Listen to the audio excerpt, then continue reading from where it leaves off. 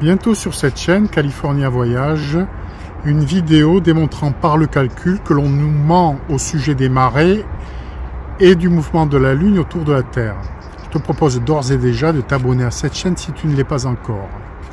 En attendant, ici une petite vidéo de quelques minutes au sujet de témoignages de pilotes de ligne, c'est pas rien, des gens qui ont une vision particulière de la Terre vue du ciel, qui sont des gens intelligents et qui attestent que la Terre est bien plane et non sphérique. Je te remercie de bien vouloir laisser un like à la fin de cette vidéo, si tu le veux bien, et si bien sûr le contenu te plaît. Je te remercie par avance, je te dis à très bientôt sur cette chaîne. Bye bye.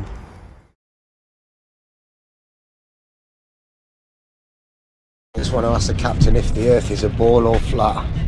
Let's see what he says.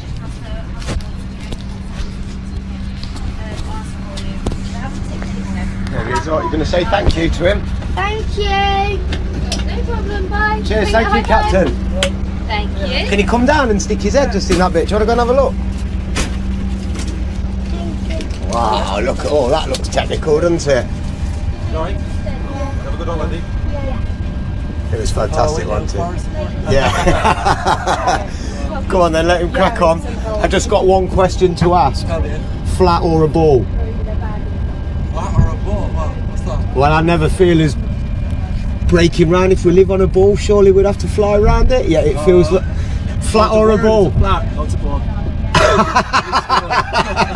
I think it's flat. Yeah, me too. Pretty flat to me. It certainly does, doesn't it? And you've got that flight instrument down there to keep it flat. Gravity exists. Gravity? There's an unproven theory. No, it's not.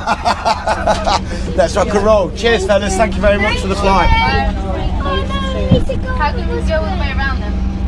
All the way around? Because if it's a disc, you go all the way around that way. Nah. You You can go all the way around that way as well. Ask the captain's about flight time. Look at that instrument behind his wheel to keep himself level at all times. Come on then, boys. Let's roll. Never according to gravity. Cheers. Take care. And there you have it. One says flat, one says a ball.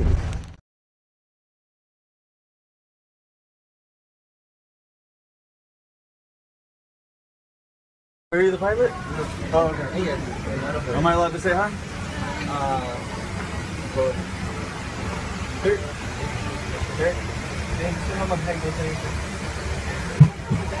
Hey, I just want to say thanks for the smooth flight. Alright. I did have one question. Is there like a specific angle of downward tilt you have to fly at to 3 degrees. 3 degrees That's it. for the curvature of the Earth?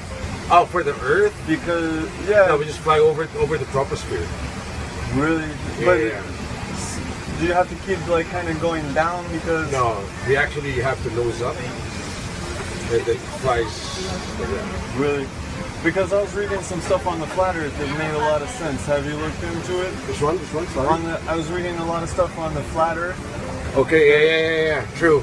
It's true? Yep. Okay, Yeah. alright, cool. All Hey, right. God bless, brother. Alright, have a good one. You too. Il y a une chose que je voudrais ajouter avant d'en terminer avec cette vidéo. Pourquoi, à mon avis, il est important d'avoir l'avis de pilotes de ligne? Pourquoi c'est un avis qui forcément compte concernant la vraie forme de la Terre? Bien parce que on ne dirige pas un avion de la même façon sur une Terre sphérique que sur une Terre plane.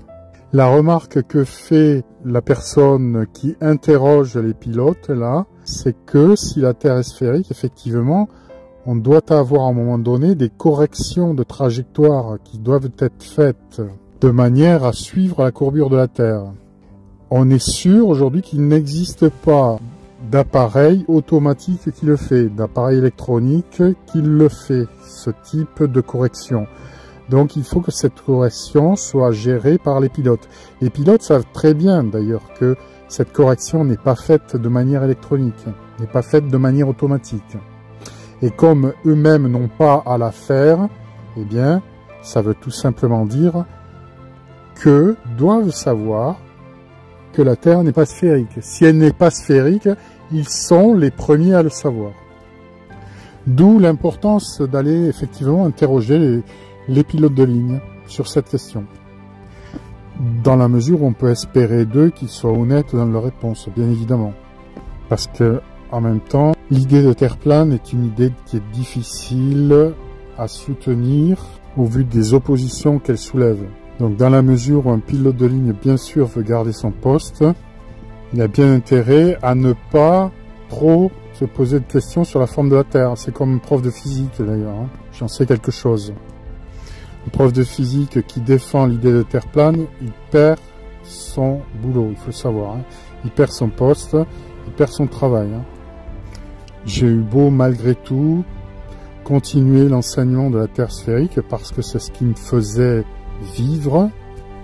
J'ai eu beau poursuivre la préparation des bacheliers au baccalauréat scientifique en défendant bien évidemment le modèle sphérique, puisque c'est là-dessus qu'ils étaient interrogés au bac, ils sont interrogés au bac.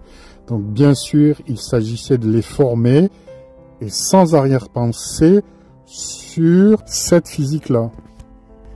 Mais même ainsi, si à un moment donné il revient à la connaissance de mes élèves que je défends l'idée de terre plane, et ça a été le cas dans la ville où je vivais, et bien dans ce cas, vous n'avez plus la confiance de personne.